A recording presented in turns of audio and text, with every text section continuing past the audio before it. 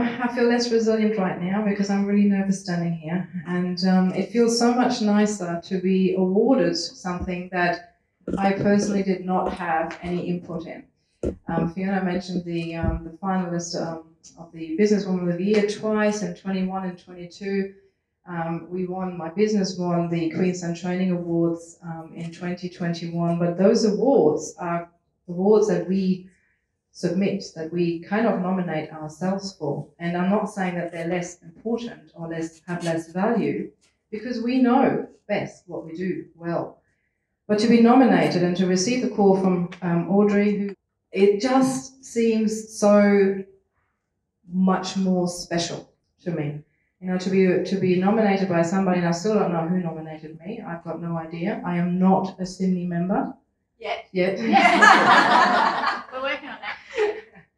But, you know, I've been watching SIMNI now for the last, I think, 6 years, 7 years in the background. And if I think about what we're all seeing on the screen right now, this top right logo there, empowered women empower women. I invite you to really think about this for a little while and let that sink in, because it is important for us to be role models, and it's equally important for us to feel empowered ourselves, and that partially is the environment that we're in, and partially is actually the ownership that we take to empower ourselves. And I'll be talking about that in the keynote a little bit later.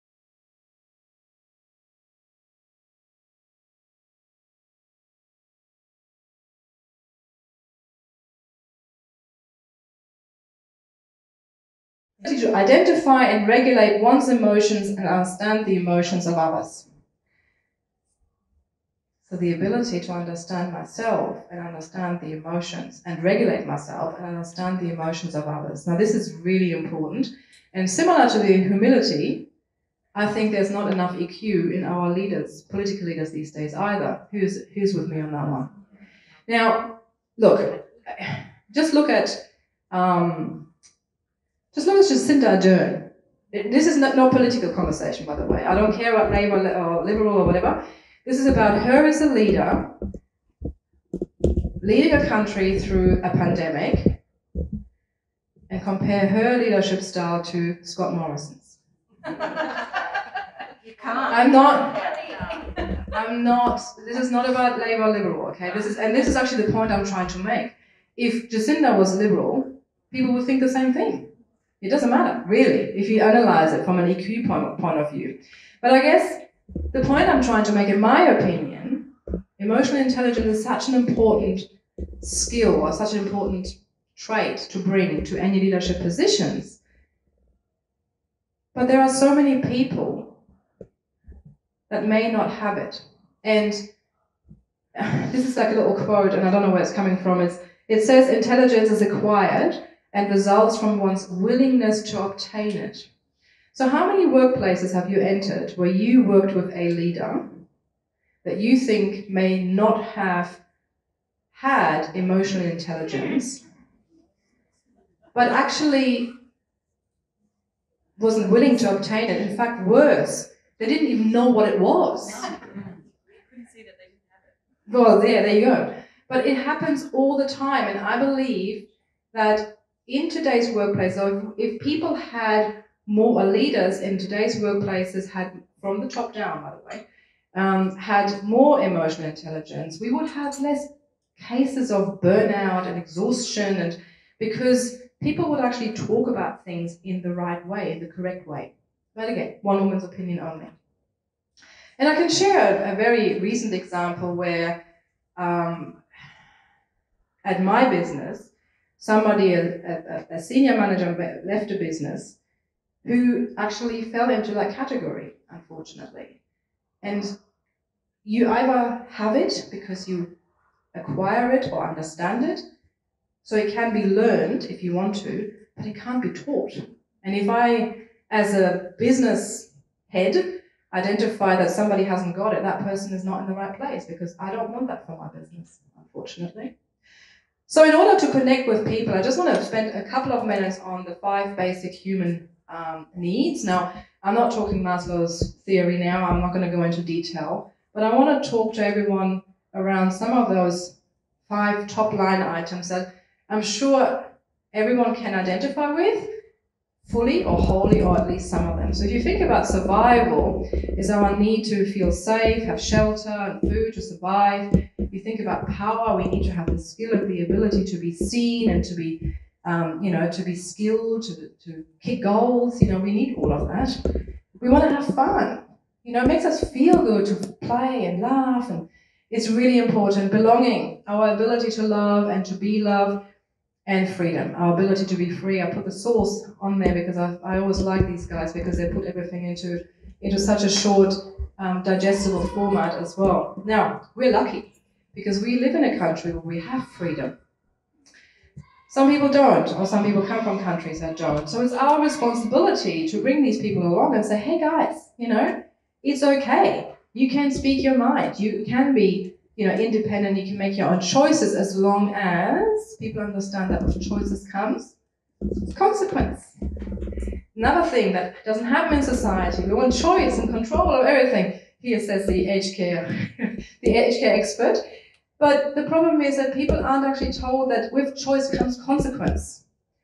And a lot of people get stuck in that environment as well and then believe, everything is just wrong and the government is wrong, society is wrong, rather than starting to think about, okay, well, what can I do to change my approach? So we now know that from my perspective, as a leader, in order to lead anyone, I have to lead myself. I need to understand myself. I need to understand other people's emotions. I need to be able to self-regulate, reflect. I need to understand the 5 basic human needs. There's a lot of work to be done as a leader, but actually I don't think it's about doing that work as a leader in a business. It's what I believe I need to do every single day in society as a human. Maybe not in different subjects, matters, and different environments, but ultimately the same principles apply, in my opinion. So let's start talking about the team. How am I going for time? Good? I'm rushing. So when I think about team leadership, my expectation of my team, just saying, is to have similar words sitting there if they start thinking about their own leadership. My role as a leader is to get them to that place. And my role as a business owner and leader is also to then identify whether somebody may or may not be the right fit for the organization because they're just not coming along the journey. Okay? But when I think about team leadership, I look at the 3 critical abilities of leadership, which is capability, accountability, and availability.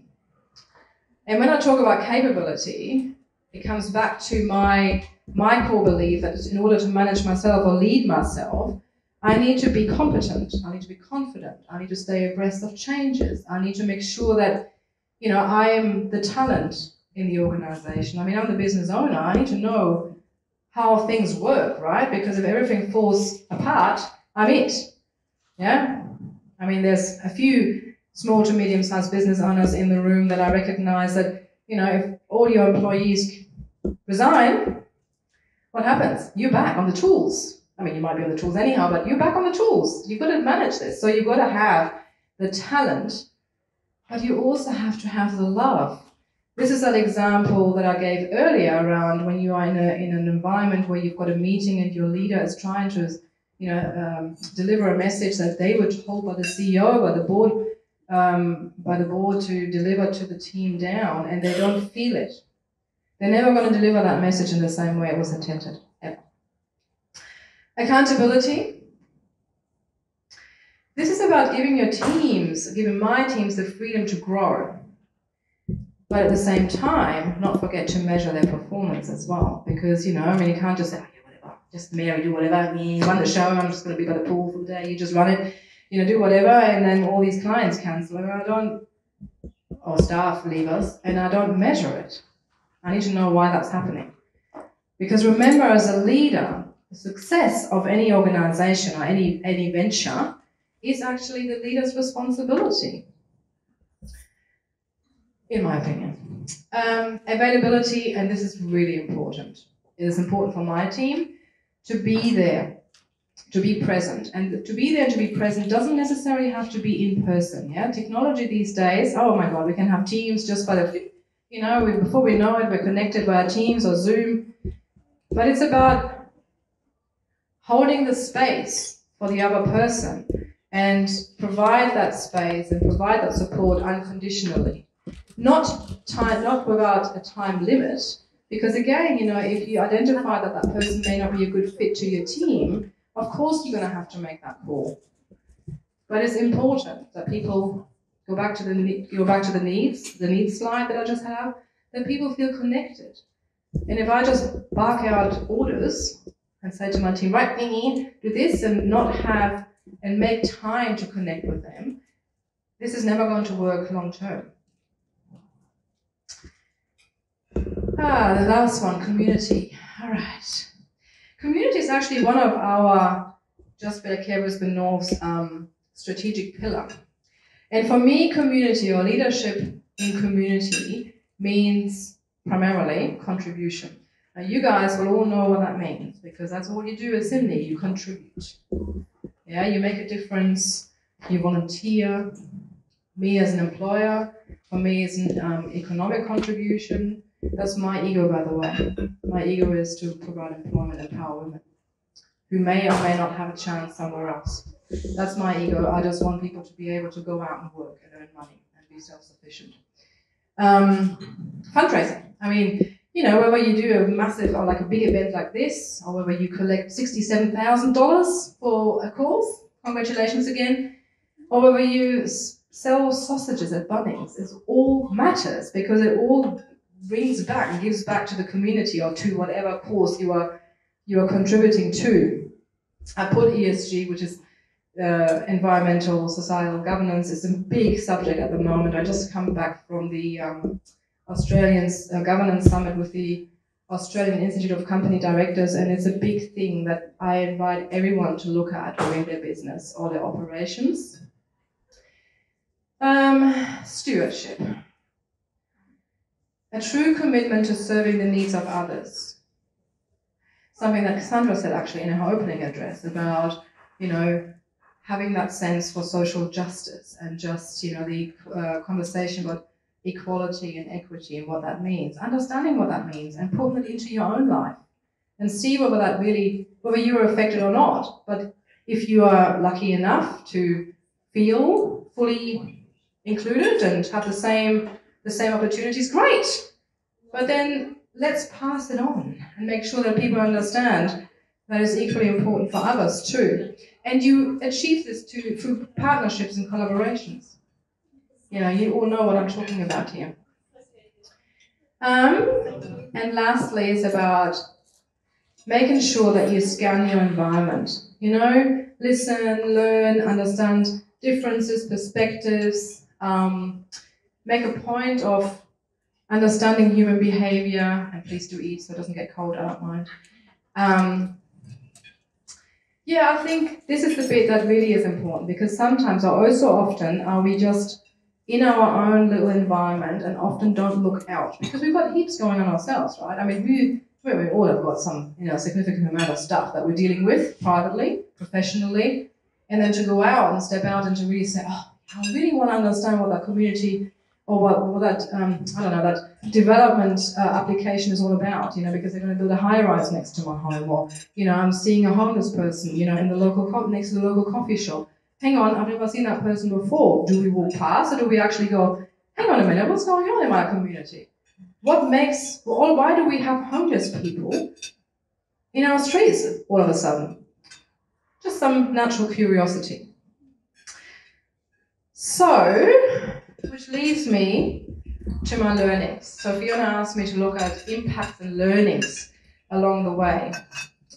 It won't surprise you for me to say that the most important one is find your truth. It's important for me to understand who I am and what my calling is and my mission is. Who do I want to serve? For those aspiring young leaders in our communities, business owners, don't give up. Failure is okay. Failure is important.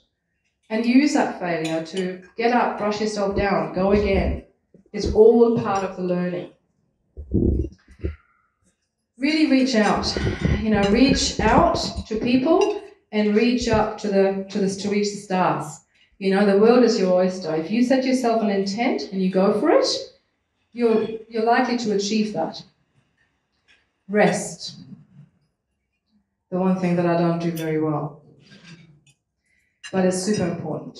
Rest is the most important thing for us humans because we are still, ultimately humans that need to wind down to be great. Embracing diversity. I come from a society, and I've lived, obviously, I didn't move to Australia until I was 37. I lived both in the UK and Germany and Holland, and that diversity in terms of cultural diversity comes very natural to me. But with diversity, I'm talking about the diversity of thought, which may be shaped by the societies that we emerge from or from our cultural background. But the diversity of thought is very, very important. And to accept that not everybody thinks the same way as we do. And that's okay. So I always say, unless somebody is doing some kind of criminal activity, they're cool. You can think whatever you want, as long as, it doesn't give us reason to call the police, whatever. But ultimately, we're all humans with our own needs and our requirements, our thoughts. We live in a society where we're allowed to do that.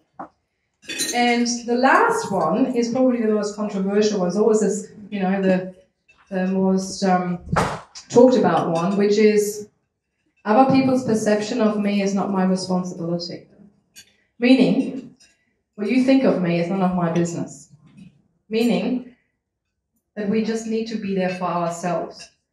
And we are the only ones that can make and facilitate change for ourselves. And I guess I'll leave it on that note. Thank you very much. Thank you very much, Fiona. My name is Jane Kimungeni Brassington, and I'm one of the SIMNI members. Just moved up from Court Canberra. And it was a pleasure to meet you, Susanne. But my main question is to maybe cite some of the biggest challenges you've had and how you've overcome them as you've built your business. Personal challenges or within the business? Personal or within the business? Both.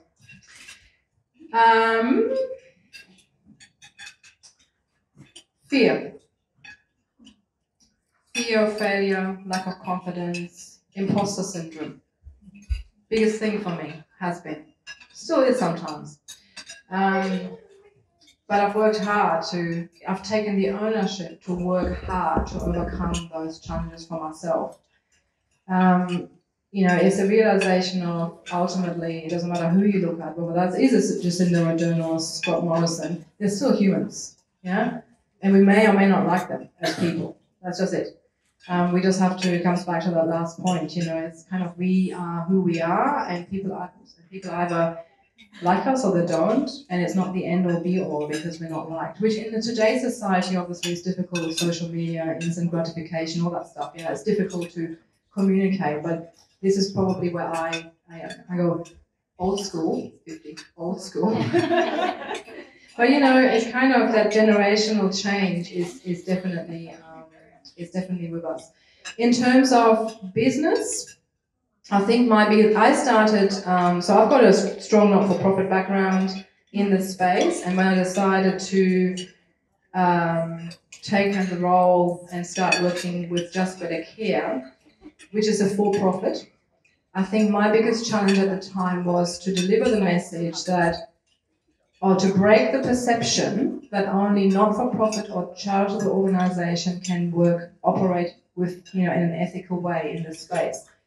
That is not true, from my experience. There are good and bad on both sides, and I think that was the biggest challenge, to deliver the message and to really break them, be a bit of a disruptor, a market disruptor, and to just, stand by that view and, hold myself as well. And I had many conversations with business leaders or CEOs of, not-for-profit organization who could not grasp the concept that the only difference between a not-for-profit and a for-profit is, in my opinion, one calls it profit, the other one calls it surplus, one pays tax and the other one doesn't.